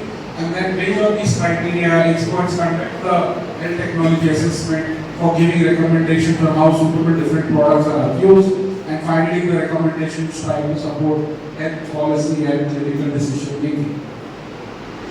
So these are the domains in which HTA is conducted. So they look at all these aspects: cost, effectiveness, clinical safety, usability, and you have other countries which have gone for DHT kind of HTA guidelines. South Korea has gone, Germany, France, United Kingdom. And I've just tried to list what are the ways in which those countries have put that. So coming to the end is, in summary, COVID has made us realize, because COVID shifted from physical consultation to online consultation.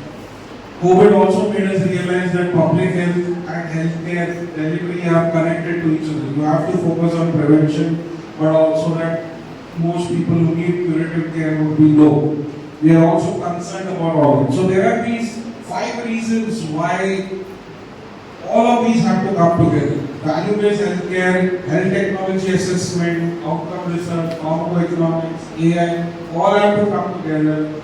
However, we all know that, so one of the reasons is, of course, one of the things that we understand is now is that any change in perspective is now, there's a huge change. People are considering healthcare as to be the center of everything. If you do not have healthcare or health, people perceive there is no quality of life anymore.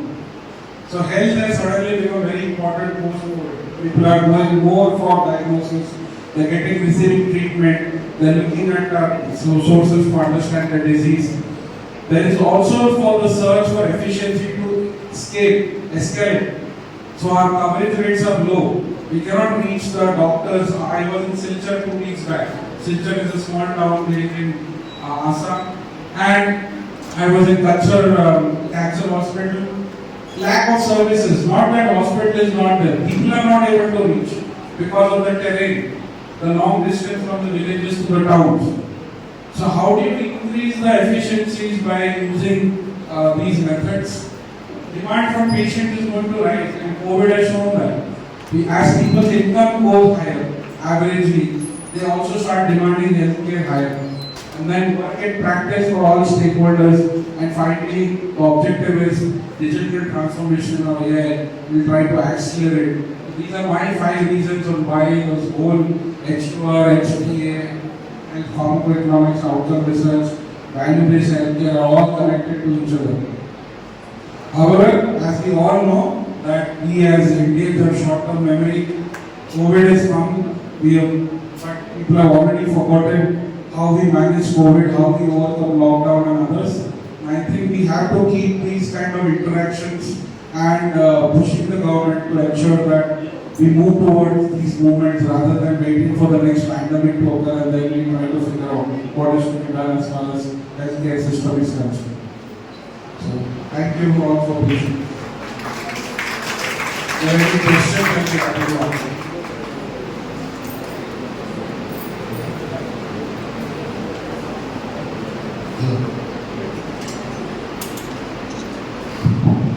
If any of you are having any questions, please raise your hands. We'll pass on the mic to you.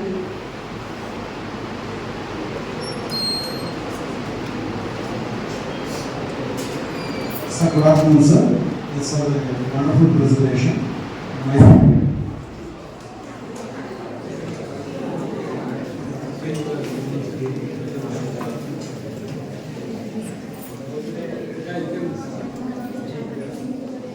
Lastly, directors.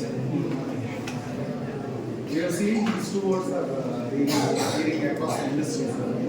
Real world evidence and healthcare account research. And we have seen a lot of consultant jobs also in CROs. Only my question is, as you said, we need to ask government for. Hello?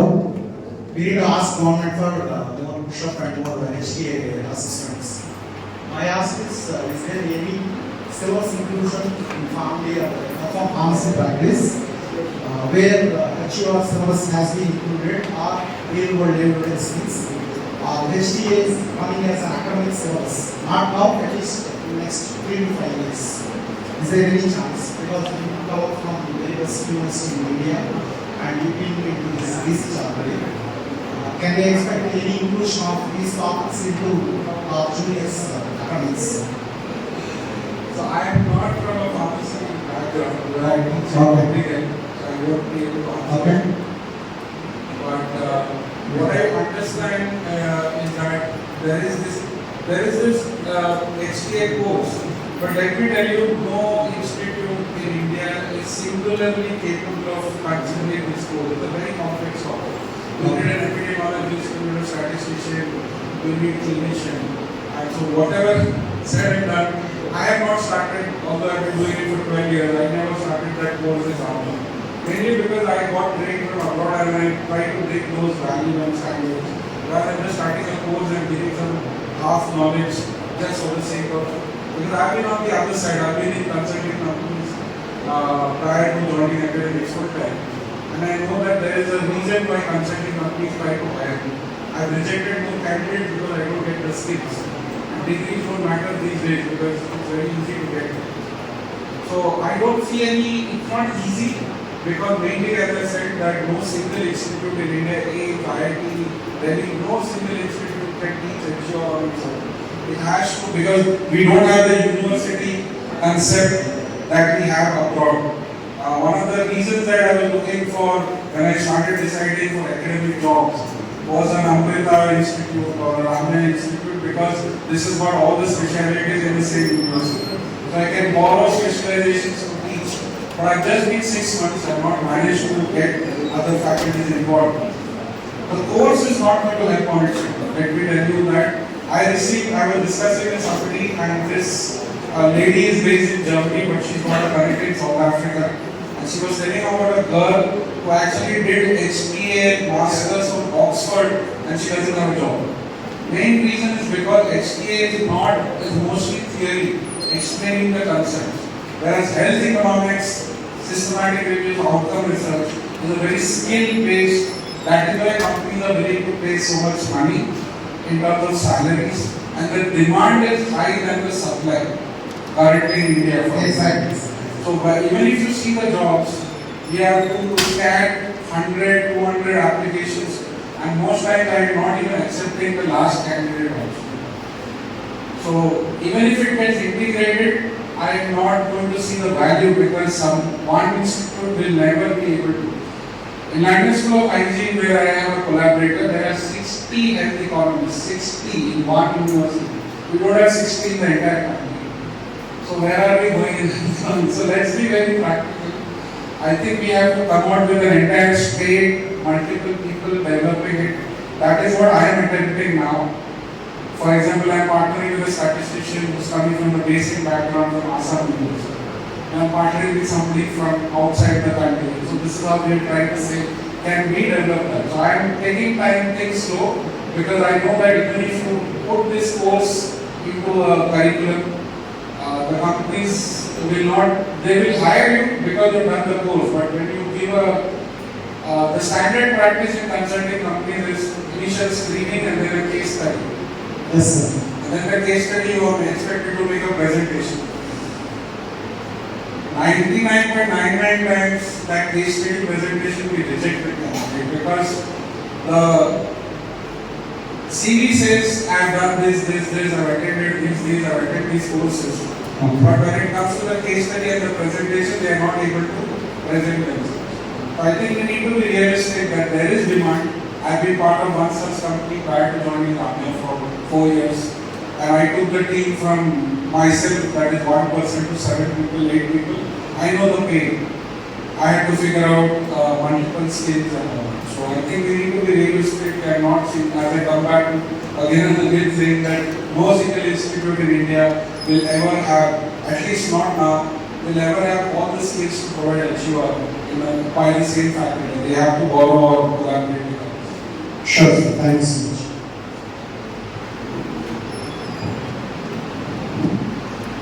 Anything else?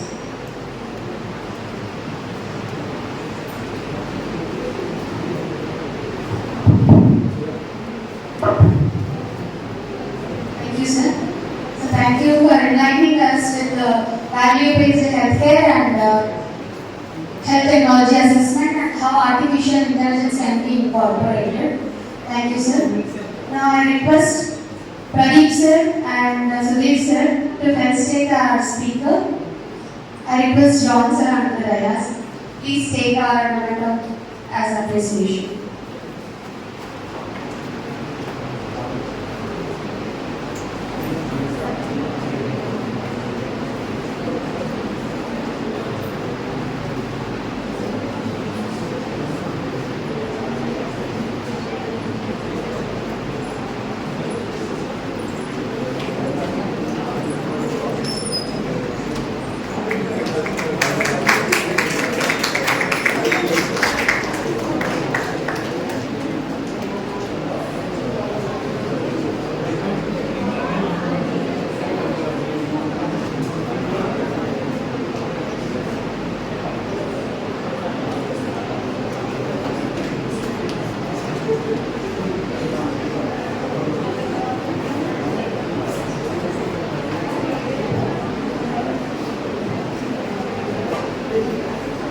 Thank you, sir.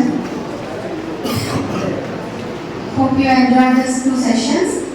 I request the participants who have given their names for poster presentations and oral presentations to submit their e-posters at the registration desk to the volunteers. Thank you. And now we are going to have a short tea break and we will gather back within 15 minutes. By 12:15 or 12:20 we will gather back here for the next session.